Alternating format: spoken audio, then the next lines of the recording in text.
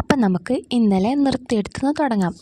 ഇന്നലെ നമ്മൾ ടെസ്റ്റൊക്കെ ചെയ്തിട്ടുണ്ടായിരുന്നല്ലോ. അപ്പോൾ ഇന്ന് നമുക്ക് ഡോക്ടറെ കാണിക്കാൻ പോവാം. ഇതാട്ടോ ഇന്നലെ വാങ്ങിയ ചെരുപ്പ്. അടിപൊളിയല്ലേ? പോകുന്ന വഴിക്ക് കുറേ ആടുകളും കൂടെ പട്ടികളും ഉണ്ട്. ഇത് ഇവിടുത്തെ സ്ഥിരം സംഭവമാണ് കേട്ടോ. പട്ടികളിങ്ങനെ ആടുകളുടെ കൂടെ പോകും. ആടുകൾ നോക്കാനായിരിക്കും വിചാരിക്കുന്നു.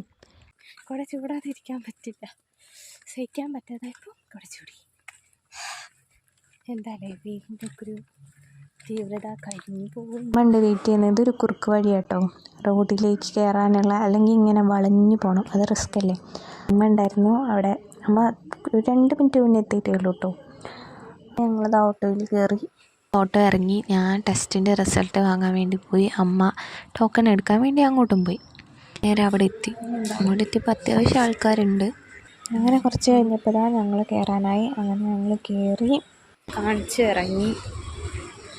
ഇറങ്ങിയിട്ട് നടക്കുകയാണ്. ചെറിയ മഴയുണ്ട്. നടക്കുമ്പോൾ നിറയെ എണ്ണക്കടികളുണ്ട്. ഇത് കണ്ടാൽ പിന്നെ ചായ കുടിക്കാതിരിക്കാൻ പറ്റുമോ? അങ്ങനെ ഞങ്ങളവിടെ കയറി. കുഴപ്പമില്ല, നല്ല ചായ അടിപൊളിയായിരുന്നു.